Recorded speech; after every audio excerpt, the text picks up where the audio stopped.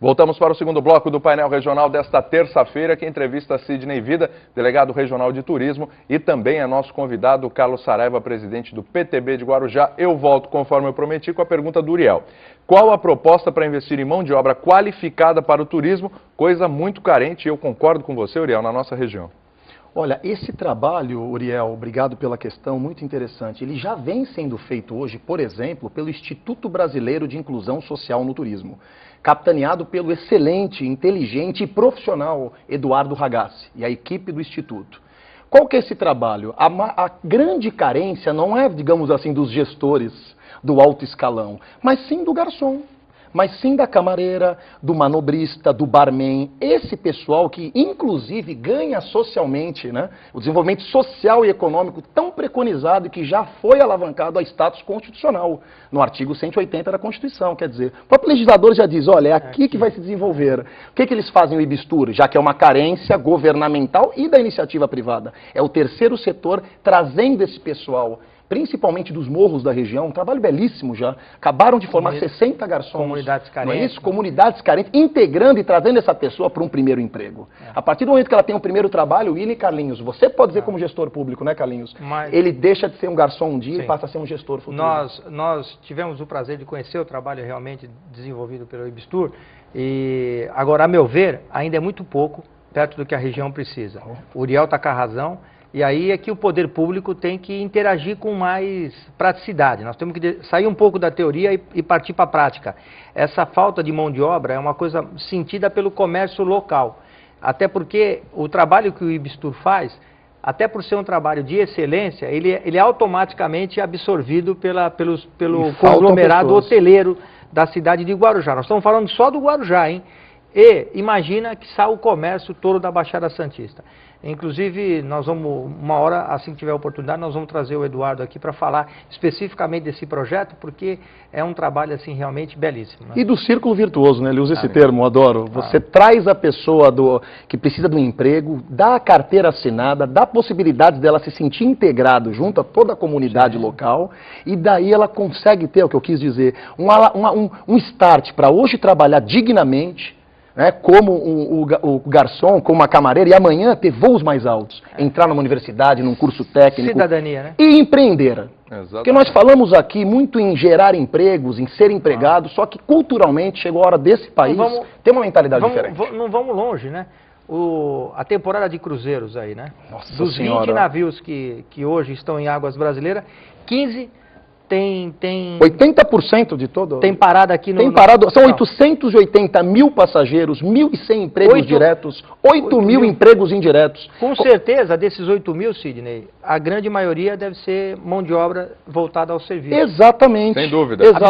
Absorvido pela nossa região. E diga-se de passagem, São Vicente também tem um trabalho belíssimo nesse sentido, né? Exatamente, voltado, né? exatamente. Ser ressaltado também, o que é... E sabe o que eu acho engraçado, né, o Saraiva, o William, o telespectador em casa deve perguntar, mas onde eu entro nisso, né? Onde o meu filho pode entrar? Onde a economia realmente chega para mim? É muito claro, onde as pessoas veem dificuldades, nós temos que ter a precisão de falar, não, para mim é uma oportunidade. A cultura do brasileiro é querer ser empregado e querer passar no concurso público, mas eu acho que chegou a hora de nós termos aqui gente visionária. Gente que realmente empreende e acredita. Que é quem gera emprego. E que é quem gera emprego. Aí é que tá, o capital ele é importante, os empresários são importantes, esse empresariado responsável. Esse pensar um pouco grande, né? Pensar grande, não é mesmo? Sabe, recentemente eu li o Barão de Mauá, do Jorge Caldeira, ele sempre pensava no desenvolvimento do país, em ajudar as famílias, em trazer a riqueza. E quanto maior o bolo, mais se divide, sabe, é muito interessante. E essa cultura vai demorar algumas gerações para surgirem aqui no nosso país novos Steve Jobs, né? Novos Bill Gates, mas vai acontecer. O importante é ver que o turismo é a estrada de ouro que vai levar a região e todo o país. Uma dúvida que eu tenho, que acho que a grande maioria dos telespectadores tem também, principalmente aqueles que estão nos ouvindo, né? De que forma essa mão de obra é recrutada para trabalhar nesses cruzeiros aqui, Sidney, entendeu? Acho que falta. A gente que lê, que tá vamos dizer assim, interagido com o assunto, a gente sabe. Né? Eu estou fazendo a pergunta ao mesmo tempo respondendo, mas na realidade acho que precisa uma divulgação maior disso, entendeu? Acho que precisa ser dada uma transparência maior para esse processo e quem sabe até uma interatividade maior do poder público para que essa mão de obra seja melhor qualificada e seja realmente absorvido. Né? E faltam pessoas. Olha, só na temporada de cruzeiro são 200 milhões de reais injetados na economia. Na economia local. Olha o que gera de riqueza o turismo, uma única parte do turismo. Agora, um ponto que 25% do orçamento de Guarujá. 25% do orçamento de uma cidade grande como Guarujá. E olha que interessante, mas para isso precisamos de quê? Carlinhos, profissionalismo, planejamento estratégico, visão a longo prazo. Nós temos que parar de pensar em apenas 4 anos, 6 anos, 8 anos. O Guarujá é uma cidade, como eu já tenho dito, e não vou me cansar de dizer toda vez que eu tiver a oportunidade de falar para vocês, para o público. É uma cidade abençoada por Deus. É uma cidade que merece ser bem administrada. Assim, eu estou pegando uma cidade da região, né? Toda a nossa região, então, inclusa, imagina cada um oferecendo o que tem de melhor, com uma visão integrada. Porque eu falo aqui regionalmente, afinal de contas, né?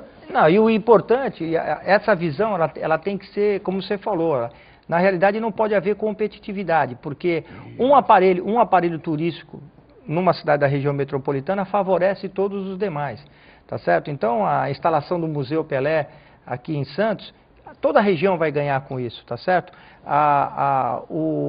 Todo esse fluxo de navios aqui no porto, no Porto de Santos, a Petrobras com a concretização do aeroporto de Guarujá, que precisa urgentemente sair do papel e ser concretizado, William, isso vai... Você imagina quantos turistas nós não vamos trazer de outros estados? Eu quero entrar nessa direto para o aeroporto de Guarujá e vão usufruir... Desafoga o sistema rodoviário, libera a infraestrutura rodoviária, traz mais pessoas para cá. Isso aconteceu essa semana. Eu preciso ir para o rápido intervalo, eu vou voltar nessa questão, até porque quando a gente fala de temporada de cruzeiros, a primeira cidade que vem à cabeça das pessoas é Santos. Você falou da questão do aeroporto e a gente ainda sente realmente que essa questão dos cruzeiros, quem tira maior proveito disso tudo, obviamente, é Santos. O Concais está aqui e a gente pode discutir maneiras das cidades aproveitarem melhor essa questão. Volto também com uma pergunta do Nelson Silva Caiçaras Guarujá. A gente vai para o Minuto Saúde, Minuto Multimagem. A gente volta já já, só lembrando, hein? Guarujá, cidade abençoada por Deus. Uma pena que amaldiçoada por alguns homens, infelizmente, e precisa se reverter isso rapidamente. A gente volta já já. É isso aí.